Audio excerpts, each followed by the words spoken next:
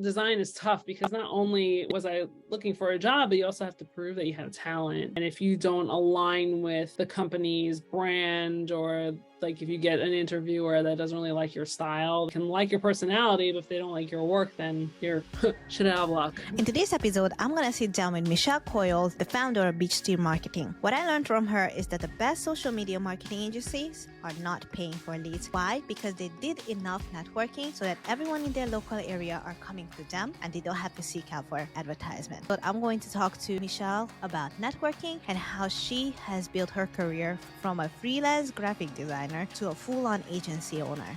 Let's get into the video. Hi, Michelle. How are you doing? Good. How are you? Good. I'm very happy you joined my podcast. You were a designer. You were doing a lot of designs and you kind of come from a creative background into digital marketing, which I found super empowering because people think digital marketing is only for people who are like number smart or people who know photography and things like that. But you come from a different creative background.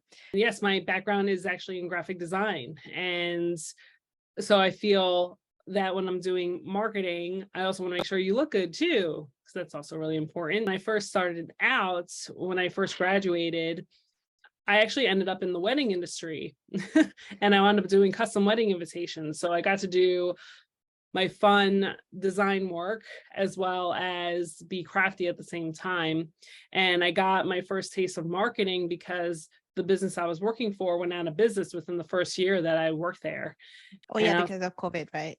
Actually not COVID. So this was actually back in 2008 when like the housing crash happened. A lot of people were losing their jobs and I kind of had to pivot twice basically in my career, COVID being one of them. Pretty crazy. But those brides that the company wound up screwing over wound up being my first clients.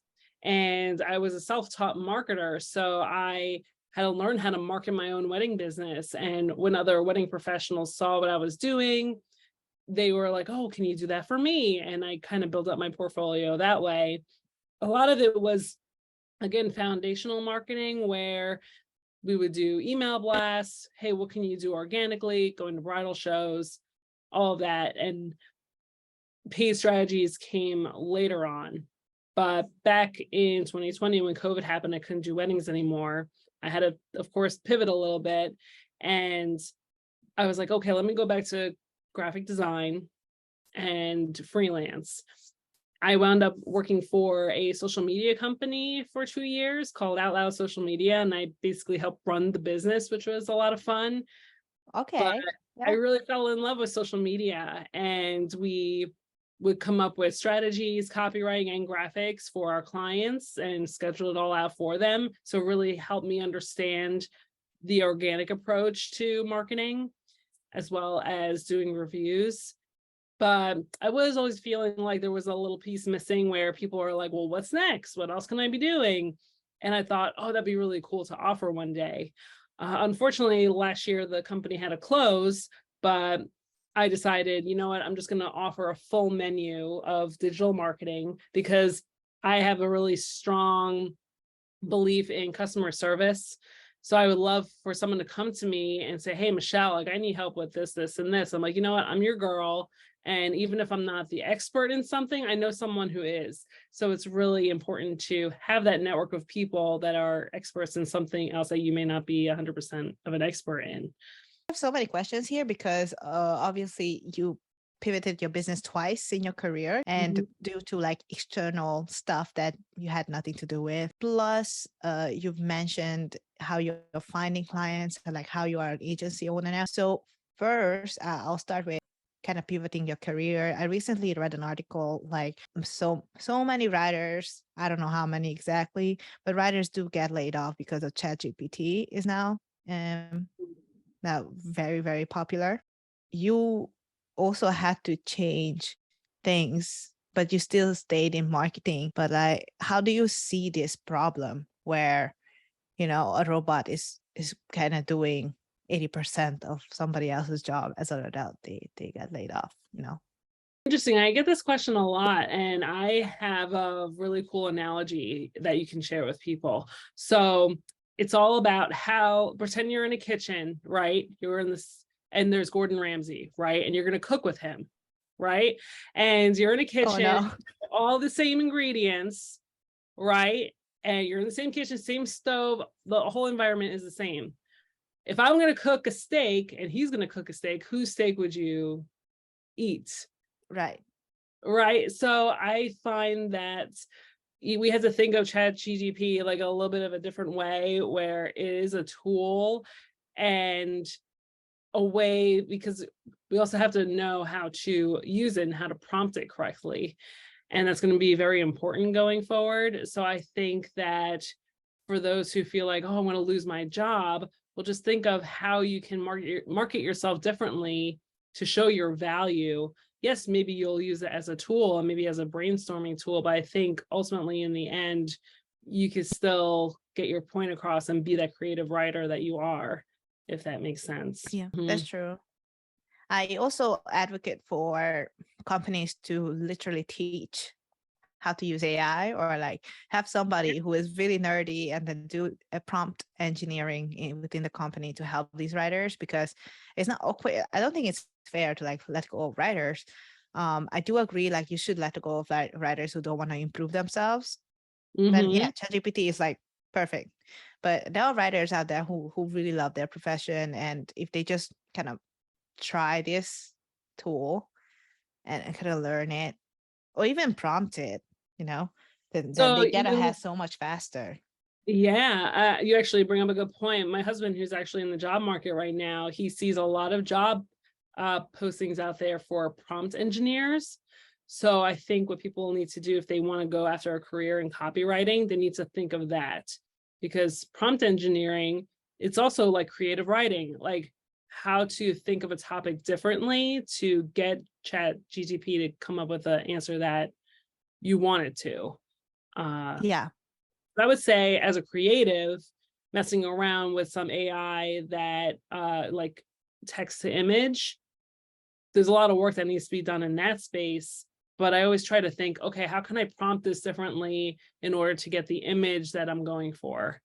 And I would Mhm. say it's probably the same as writing, because it's also another creative avenue. Yes. Yes. I haven't tried text to image. I really want to know that. Maybe after this call, I'll get into it. How did you get into paid ads then, later in your career? Well, I dabbled in paid ads a little bit when I was trying to market my own business, because I wanted to take it a step further, but I also didn't really know anything about it. And I think this is also important when you're trying to either grow your business or become a CMO, is hire a coach, hire someone, or take a course where they know something more than you. And this course that I took was actually specific to the wedding industry, which is really nice. Yeah, it was very niche. And it was all about running Facebook and Instagram ads for your wedding business. And it was really great because I got to, it was all about testing, because testing is really important. And because of what I do is creative, I had to test different images that had to do with different seasons and color, something that will grab their attention in under 3 seconds. And then also testing that with different copy as well. So we would wind up running maybe like 10 different ads, and then after a week, turning off the ones that aren't working. So it's all about testing. But that's what I really love about digital marketing, as opposed to print ads, which I have dealt with in the past, where they're like, oh, we just need an ad for this magazine. And there's really no way to measure how you're getting your ROI on that. So digital marketing really helps narrow down, okay, who am I really targeting? What messaging is working? And what visuals really grab attention? Great. And now that you have a both creative background and both paid advertising background, like when you came up with the agency, what is the specialty? So could you talk about your agency a little bit? We go deep into social media and review and reputation management. I have a lot of business owners that are just like, I'm so busy and I don't have time for the day to day. I know that my digital presence is necessary and I need it, Mhm. but I need someone to do it for me. And it's cheaper to hire an agency to do it than to hire someone full time, as a salary employee. So that's what I do. I plan out their entire month's social media. Usually I get what I need from the company, any assets I need, but we follow their branding guidelines. If they don't have them, we'll create them for them. Templates to use. We'll come up with a strategy every month, even hashtag research, and then we'll schedule it all out for them and give them monthly reporting just to show them like what platforms are performing the best. Because that's also another thing. You don't need to be on every platform. You just need to be on the platforms where your audience is hanging out. And a lot of companies don't understand that. They think they need to be everywhere, but we really hone in and figure out, yes, where is your audience hanging out? Especially with the younger generation coming up behind us, millennials, they want to find out, let's say they want to go find out where they want to eat for dinner. I know that Instagram is a big one, or even if they wind up using Google, they want to see a website, they want to see a menu, they want to see, oh, does the food taste good? So they'll look at reviews. You need to make sure you're hitting all those touch points. After about 3 months, then we talk about paid strategies. Okay, now that we've built up organic trust in your area, now let's open up the floodgates and drive traffic to your website. It works out really well. We run 2 different ads that we like to call billboard ads, which is kind of like a broad audience ad, you know, kind of like what you're seeing on the highway. This helps us learn what type of audience reacts to the brands. And then we do boomerang ads, which is retargeting ads, which bring them back and saying, hey, you really liked our stuff. Why don't you come check us out? Or here's a coupon, just to get them back in the door. I love that. As you may know, someone needs to be exposed to a brand maybe 7 times before they want to buy something from you. And a lot of companies don't understand that. They're like, oh, I just want to throw up an ad. And I was like, well, there's a little bit more involved. And I like to educate the customer on that and stay in communication the whole way through too. If you listen to this far, I would like to thank you for listening to this episode. And please give us a review, because all of the reviews mean so much for this starting podcast. If you like and enjoy the show, or if you have any improvements, please let me know on Facebook, or you can email me through my website. Now let's get back to the video. Okay, so basically what you do is that, I'm trying to summarize it for our listeners and for myself too, is that you are, first of all, trying out different social media platforms. And before you try those platforms, you already build up like a bunch of content around the person or the restaurant or the company. And then you test it out organically first. And then you run the ads, which are probably split testing. Do you do split testing for the billboard ads too, and the boomerang ads? It depends on the brands. Usually if we're running ads for the first time, we'll just do a broad blanket ad. And then I do have a partner that knows a little bit more about ads than I do. So we usually set it up and then I bring her in to kind of take a look at everything and see how we can optimize it. And she knows a lot more about that than I do. How do you, I know that a lot of agencies struggle sometimes to find leads. And do you have any issues with that? Or because you have organic ways to find clients, is not really an issue for you? I use a CRM that actually has some funnels built into it. I have a couple of freebies. One is a Google My Business profile lead magnet, where there's like a free ebook that shows you how to set up your Google My Business page. Same with Apple Business Connect. And I also have a freebie that talks about how to plan your first month worth of social media. But I actually don't have any of those ads running just because person-to-person relationships are so important. I've actually had all my leads coming through word of mouth. And I find that the important part to that is just providing value anytime you're going out. For example, I was at a Chamber of Commerce meeting one day. It was a luncheon, and I was sitting next to a guy who was in construction, and that's a great industry for paid ads and everything. So I got to talk to him like, oh, well, what are you doing now? What's working for you? I like to give as much advice as I can. And he said, oh, well, we're redoing our website right now. And I was like, oh, well, if you want me to take a look at that when it's done, I'd be happy to. About 4 weeks went by. I wound up seeing him at another event. And I asked him, I'm like, oh, hey, Jeff, like, how's it going? How's that website going? Did it launch yet? And he's like, oh, Michelle, I can't believe you actually remembered that. So it's those little things that you remember and the people that you meet. it's, really important to, follow up and just try to form as many relationships as you can, because then they'll refer you all day. I also joined the Chamber of Commerce of Southern New Jersey, which has 1,500 members. And in fact, I actually have a meeting later this week because I was meeting with the president of the chamber, and she was asking me about social media. And it's actually a great opportunity where she said, hey, I would love to talk to you about our social media and how we can improve and possibly bring you on board. So again, it's talking to people and making those connections, showing your face, because the more someone sees your face, and I have like this red purple hair that's which is pretty beautiful, by the way. Thank you. And those are just really important. So I think at least once a week I try to do something. The chamber offers in-person as well as virtual networking events, which is pretty cool.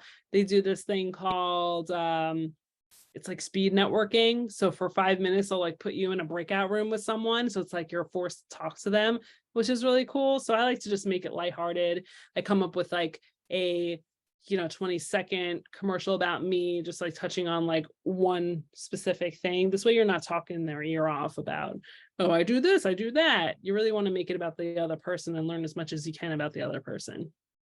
That is fantastic. First of all, I want to congratulate you for all your new connections. And it sounds super, super exciting. Thank you. I think that, I haven't seen you for, 2 months, and then so many new things happen to you. Yeah. I know it's been a roller coaster, but it's a lot of fun. I'm really excited. You mentioned that you also specialize in reputation management, which is like, I think is borderline social media and PR, right? Mm-hmm. Or it is the both combined. But could you tell us more about that and why you do it? Yeah, so especially in 2023, reviews are very important for businesses. In fact, when you Google a business, you can actually search by reviews now, rate it by review. Search by review. I think that's what it is. When a business comes to me and they're again saying, hey, Michelle, we want to run ads, I actually do like a whole report card on them. I do something called a playbook. I'll do a deep dive not only on their business, but also their local competitors. And I'll actually show them why either ads are a good idea in the moment or a bad idea. Because if they run, let's say, Google ads, and there's a sponsored ad and you have maybe 5 reviews and maybe it's like a 4-star, but your competitor, down the road has 30 and it's like a 5-star or 4.5 or something, then who are they going to go with, or at least call first? So we got to work on that a little bit. And what that looks like is if the customer has a database, that helps a lot, because we can actually take that list and ask for reviews on their behalf, because a lot of times business owners are so busy, they don't have time to go out and ask for reviews. But of course, we're not blasting them all at once saying, hey, leave us a review, because you got to be careful, because Google will flag that and then they'll shut your account or freeze your account, and then no reviews will post. So you got to be careful with that. And we know how to do that in the correct way so that your reviews start to steadily climb. So it's usually a 6-month commitment where we take care of your reviews and reputation management, but then you also want to take some of those reviews and highlight them on social media. So again, we take their branding, we'll put like the quote from the customer and who it's from, and just say a little something like, oh yes, we love customers. I love when customers give us this great feedback. And you also want to make sure that when someone is leaving a review, that you respond to that review. Also, the last part of the review management is if they had a bad experience, we have something called a negative review capture, where a form will actually pop up and say, well, hey, why don't you tell us what happened? Maybe we can fix it. And it actually gets sent to the owner, which is great. I mean, they can still bypass it and leave the review anyway, but it's just like that one extra step where, all right, you know what, if they really want to try to fix it before I leave a bad review, I'll do that. And we also want to make sure, depending on the industry that they're in, Google's not the only place where you can leave reviews. So in the construction industry, there's Angie's List or Yelp. If you're a realtor, there's Zillow and realtor.com. There's all these different places you can leave reviews. So if someone wants to leave a review and they click the button review now, a pop-up will come up where it'll actually show the different platforms they can leave a review on. So that's pretty cool. The Mhm. customer actually gets to choose. Very cool. Do you also do these reputation management for like very important like CEOs or founders or anything like where they want to protect their personal brand or anything? Oh, I would love to do that. I don't currently have a client like that, but we can certainly do that. Anyone with a customer database and it has a Google My Business page, we can certainly do that. Yeah. I was thinking about reputation management in terms of like personal branding, because like now that AI, you can generate images, you can generate by voice and Mm, stuff, like you can probably create a, I don't know, mini video where Emma Watson is saying something extremely outrageous, right? And it's not her doing it. So mhm. I see a future like that. It's a very dark future, but I'm pretty sure a lot of people will be using that stuff too. I don't know if they would go after like individuals in the normal life and not celebrities, but I was thinking of that too. Yeah, I know. I don't know how I would navigate that. That's a little like, whoo, a little I know, scary. right? It is Mhm. scary, but wow, I we live in know. a weird world.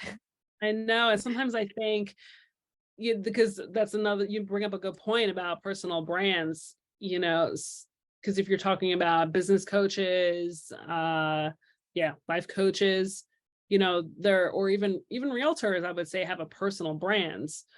And it's something important to build up on social media and online. But yeah, I mean, you bring up a good point. And I've actually struggled with this myself as a business owner, thinking, well, I could just stay behind the scenes, network locally, and just be a rock star with my current clients, or do more things like this and have great conversations and try to inspire others and the younger generation to get into marketing.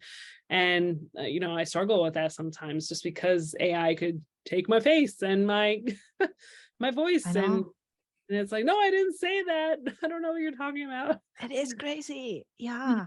I 100% agree. Like, we don't have to do everything by ourselves, and like building teams is like another skill. How many of you guys are in the agency right now?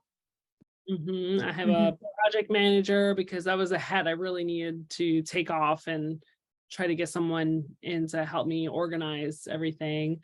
I have another graphic designer, which I still like to be involved in the graphic design day to day, because once I get this machine up and running, I would love to get back into design and help out in the design part. And I also realize that even with ChatGPT, I realize I need a copywriter as well. So I have someone that part-time helps me with copywriting for my social media clients. That's awesome. Mm. That's awesome. So you guys mostly write for socials. What channels? All of the channels, or it depends on client, or I guess specialize in Facebook, Instagram only? Most of our clients end up on Facebook, Instagram, and LinkedIn. LinkedIn's been really big, especially for our clients that are B2B.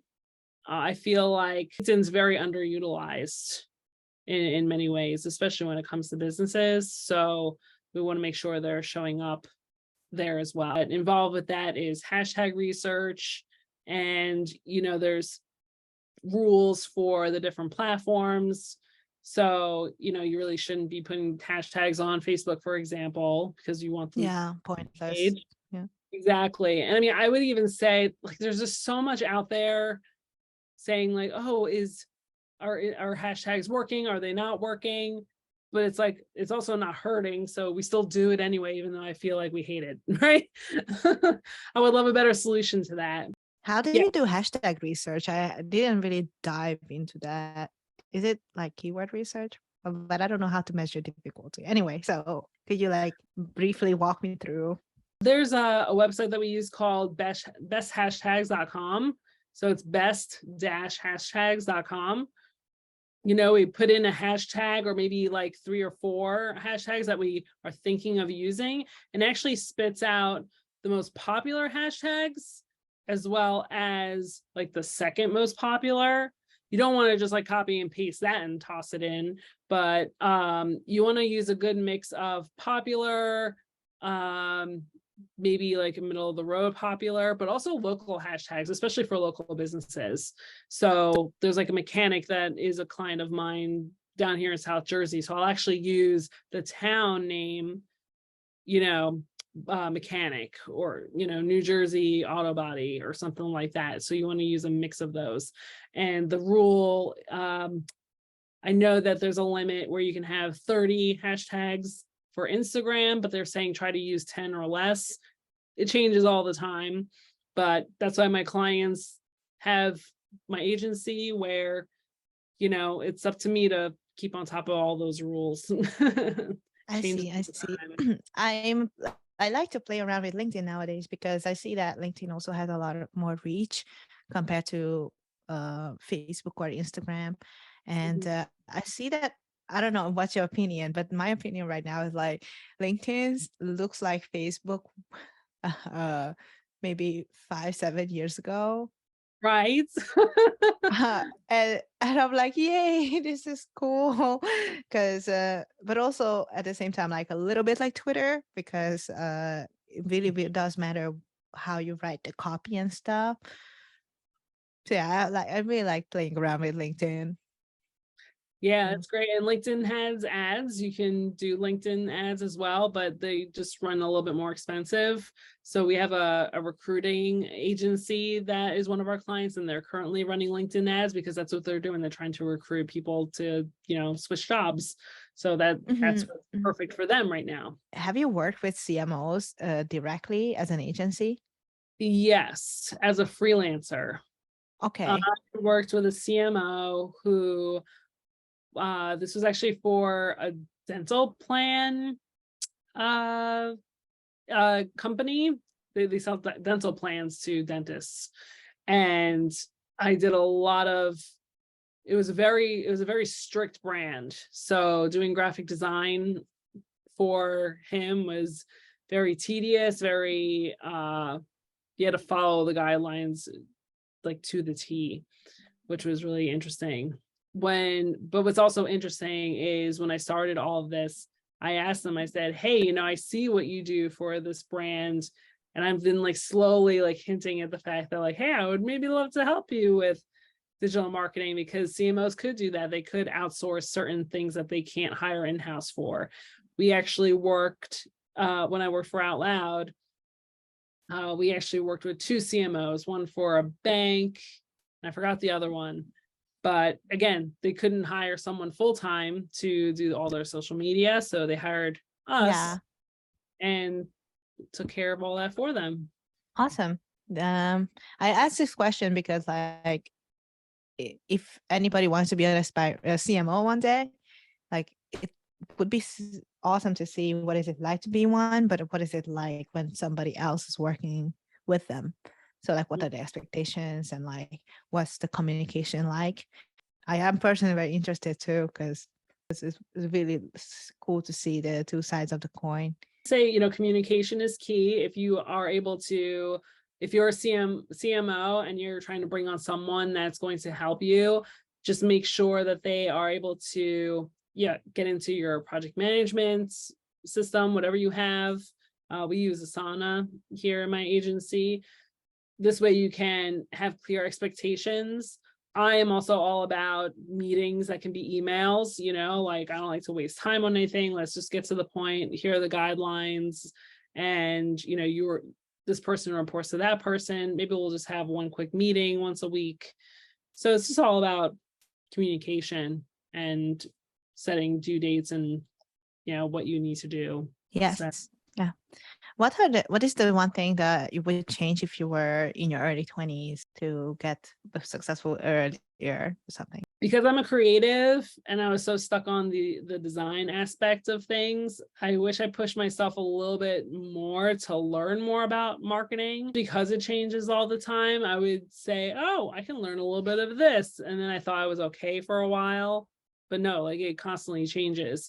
And also getting off my computer and my phone and going out and networking more. The social media company that I worked for was actually down in Florida. So all of our clients were down there. So when the company closed, here I am up in New Jersey and no one knew me. Since I have 2 young kids and my husband, works full time, I was like, well, I need to really get out there and push myself out of my comfort zone. And sometimes I wish that when I was younger, when I had more time, because I'm a busy mom, it would have been nice to get all that networking done when I didn't have kids and still have energy at the end of the day instead of crashing. So I see. that's what I would recommend. Part of me also really wanted you to be on this podcast because you are so hardworking. Like being a mom is like no joke, right? And you still run your own agency. And I want people to like see that and know that like it is possible for women to do all, and do it well. And yeah, it's pretty awesome. I think that you're a lot of highs in the story, but I know that behind every successful moment are like ones that are not so successful or very painful. And how did you overcome those? Design is tough because not only was I looking for a job, but you also have to prove that you have talent.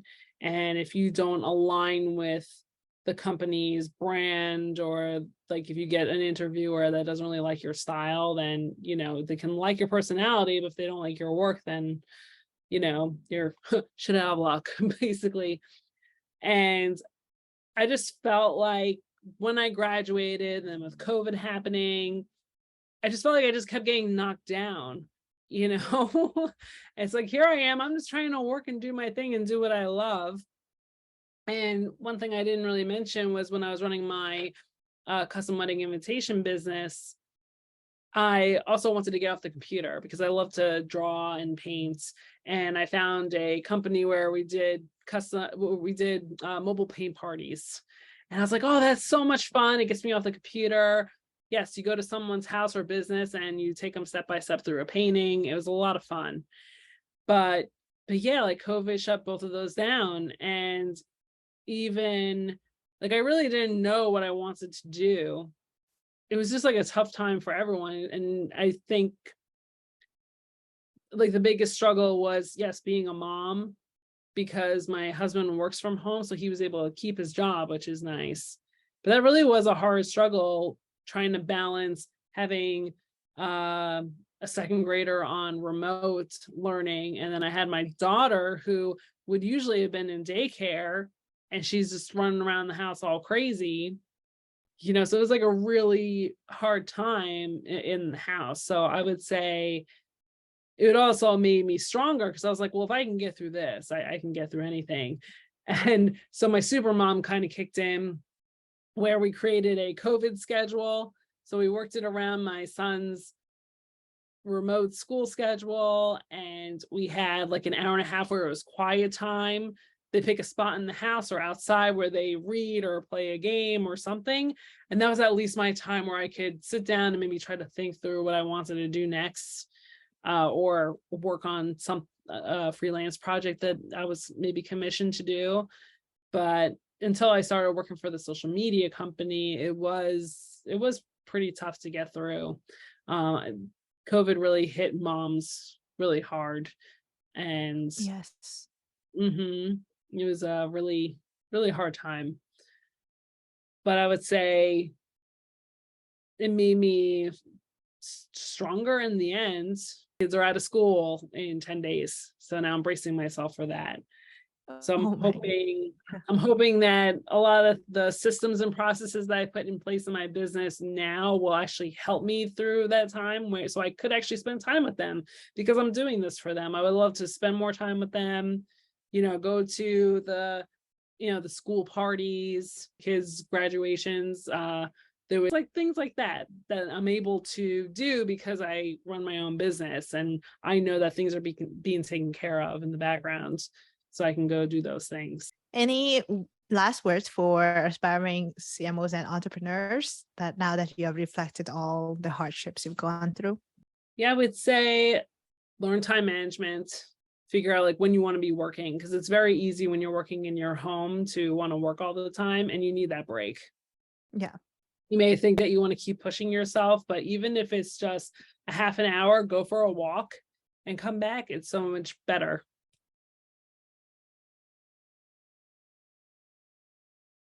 So my business is Beach Tree Marketing, and that's with 2 E's. So beachtreemarketing.com. And I'm also on Facebook and Instagram. And you can also connect with me on LinkedIn, but it's my name, Michelle Coyle.